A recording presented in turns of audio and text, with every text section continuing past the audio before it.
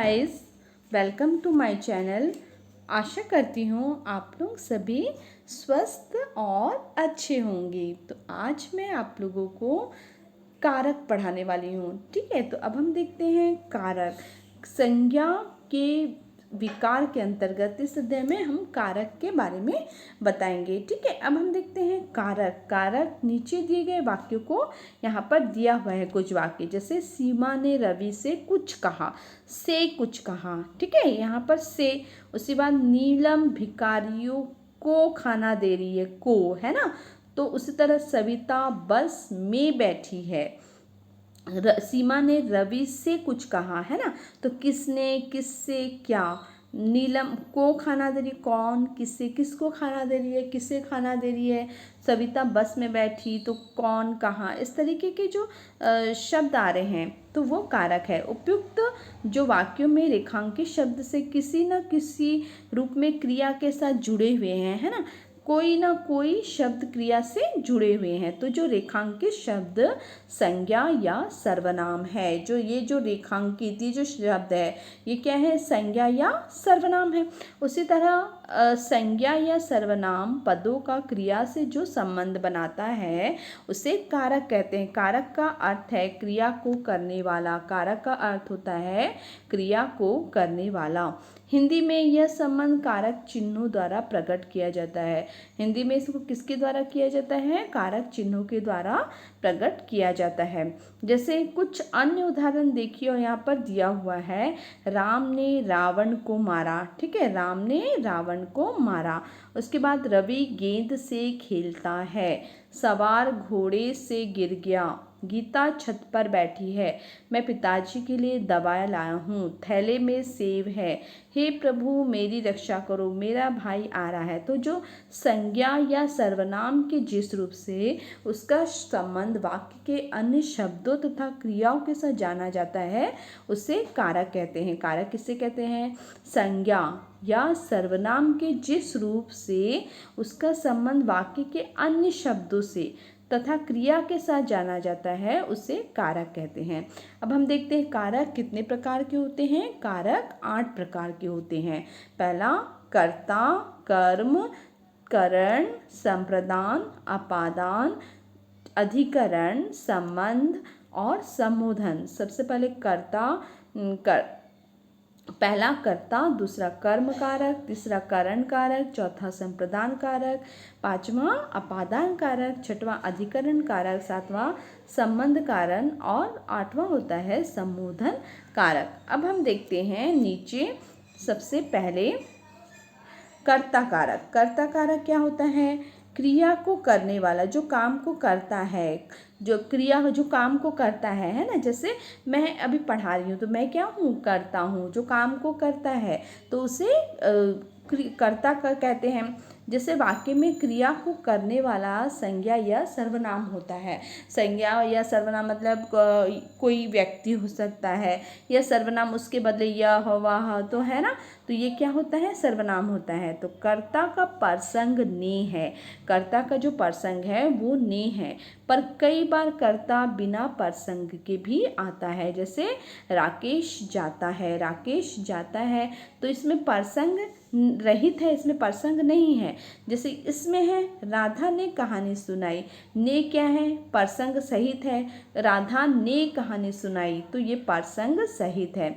अब हम दूसरा देखते हैं, कर्म कारक। कर्ता कारक क्या होता है, जो काम को करता है ना, क्रिया को करने वाला को कर्ता कारक कहा जाता है। उसी तरह कर्म कारक, वाक्य की क्रिया का फल जिस शब्द, संज्ञा या सर्वनाम पर पड़ता है उसे कर्म कारक कहते हैं। उसे हम क्या कहते हैं, कर्म कारक। कर्म कारक का चिन्ह प्रसंग को है। कर्म कारक का प्रसंग को है, यह भी कई बार प्रसंग के बिना भी आता है। जैसे पिताजी ने खाना खाया, पिताजी ने खाना खाया, तो इसमें प्रसंग रहित है। जैसे पिताजी ने राधा को बुलाया, को प्रसंग सहित है। अब अप्राणीवाचक कर्म के साथ, अब हम देखते हैं अप्राणीवाचक कर्म के साथ को नहीं लगता। जो अकर्म जो जिसमें प्राण नहीं होते, अप्राणीवाचक कर्म के साथ को नहीं लगता, जबकि प्राणीवाचक कर्म के साथ क्या लगता है, को लगता है। देखिए यहाँ पर क्या है, पिताजी ने खाना खाया, ठीक है, तो ये प्रसंग रहित है। उसी तरह पिताजी ने राधा को बुलाया, तो यहाँ पर राधा को बुलाया है ना, राधा भी प्राणीवाचक है ना, और पिताजी भी प्राणीवाचक है, लेकिन इसमें खाना क्या है, अप्राणीवाचक है। तो इसमें क्या लगा है, प्रसंग रहित है, और इसमें क्या है, प्राणीवाचक कर्म के साथ को लगता है। राधा प्राणीवाचक था, को लगा है। करण कारक, करण कारक क्या होता है, क्रिया के करने के साधन को करण कहते हैं, क्रिया के करने के साधन को करण कहते हैं। इसका कारक चिन्ह से, द्वारा, के द्वारा है। जैसे मैं चाकू से सेब काटता हूँ, ठीक है। हम ट्रेन द्वारा मुंबई गए, रमेश को पत्र के द्वारा सूचित किया गया। करण कारक, जो क्रिया को करने के साधन को करण कहते हैं। इसका प्रसंग होता है से। अब हम देखते हैं संप्रदान कारक। संप्रदान का अर्थ होता है देना, संप्रदान का अर्थ होता है देना। वाक्य में कर्ता जिसके लिए क्रिया करता है, वाक्य में कर्ता जिसके लिए क्रिया करता है अथवा जिसे कुछ देता है, उसे संप्रदान कारक कहते हैं। इसका कारक चिन्ह है के लिए, इसका कारक चिन्ह होता है।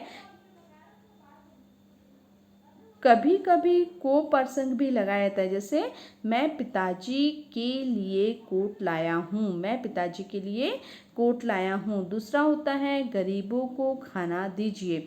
अब हमें अपादान कारक, अपादान कारक क्या होता है, संज्ञा या सर्वनाम के जिस रूप से अलग होने का भाव प्रकट होता है, ठीक है। जो संज्ञा या सर्वनाम के जिस रूप से अलग, मतलब कोई चीज़ वो अलग हो रहा है ना, तो भाव प्रकट होता है, उसे अपादान कारक कहते हैं। जैसे पेड़ से पत्ते गिर रहे हैं, तो पेड़ से पत्ते क्या हो रहे हैं, अलग हो रहे हैं। पेड़ से फल गिर रहा है, तो पेड़ से फल क्या हो रहा है, अलग हो रहा है। तो इससे हमें क्या होता है, अलग होने का भाव प्रकट होता है, उसे अपादान कारक कहते हैं। इसका कारक चिन्ह है से, ठीक है। इसका कारक चिन्ह क्या होता है, से। वह घोड़े से गिर पड़ा, वह घोड़े से गिर पड़ा। जैसे पेड़ से फल गिरता है। अब हम देखते हैं नीचे वाला अधिकरण, अधिकरण कारक। अधिकरण का अर्थ होता है आधार, है ना, किसी का आधार। जैसे शब्द संज्ञा या सर्वनाम के जिस रूप से क्रिया के आधार का बोध होता है, संज्ञा या सर्वनाम के जिस रूप से क्रिया के आधार का बोध होता है, उसे अधिकरण कारक कहते हैं। इसके प्रसंग में पर है, जैसे सेब थैले में है, ठीक है। उसी तरह पुस्तक मेज पर रखी है। अब हम देखते हैं नीचे संबंध कारक। संज्ञा या सर्वनाम के जिस रूप से एक वस्तु का दूसरी वस्तु के साथ संबंध ज्ञात हो, उसे संबंध कारक कहते हैं। संज्ञा या सर्वनाम के जिस रूप से एक वस्तु का दूसरी वस्तु के साथ संबंध ज्ञात हो, उसे संबंध कारक कहते हैं। इसके कारक चिन्ह का, के, की है, ठीक है। संबंध कारक का कारक चिन्ह क्या होता है, का, के, की, रा, रे, री। और जैसे अजय मोहन का भाई है, तो इन दोनों में क्या हो रहा है, संबंध व्यक्त हो रहा है। उसी तरह अनीता शशि की मौसी है, अनीता शशि की मौसी है। तुम्हारा भाई आ रहा है, तुम्हारी सखी चली गई, तो ये क्या हो गया, संबंध कारक। अब हम देखते हैं संबोधन, संबोधन कारक। संबोधन कारक क्या होता है, जिन शब्दों से किसी को बुलाने, ठीक है, हम जिस शब्दों से किसी को बुलाने, पुकारने, संबोधित करने या सचेत करने का भाव प्रकट हो, ठीक है। हम अगर किसी को बुला रहे हैं, किसी को पुकार रहे हैं, या किसी को संबोधित कर बोल रहे हैं, या किसी को हम सचेत कर रहे हैं, जैसे एकदम आप सचेत रहिए, कुछ होने वाला है, तो भाव प्रकट हो, वो संबोधन कारक कहते हैं। इसके चिन्ह है हे, अरे, ठीक है। इसके चिन्ह होते हैं हे, अरे। हे ईश्वर कृपा करो। उसी तरह अरे कहाँ चल दिए, तो अब हमने देखा संज्ञा या सर्वनाम के जिस रूप से उसका संबंध क्रिया के साथ जाना जाए उसे कारक कहते हैं। जो संज्ञा या सर्वनाम के जिस रूप से उसका संबंध क्रिया के साथ जाना जाए उसे कारक कहते हैं। कारक संबंध को कारक चिन्हों या प्रसंगों द्वारा दर्शाया जाता है। ये है ने, को, के लिए, के द्वारा, में, पर, का, के, की, रा, रे, री, हे, अरे आदि है कारक 8 माने गए हैं। ठीक है, तो आप लोगों को ये अच्छे से समझ में आ गया होगा। अब अच्छे से समझ में आ गया है तो आप मेरे चैनल को लाइक और सब्सक्राइब करना न भूलिएगा। Thank you.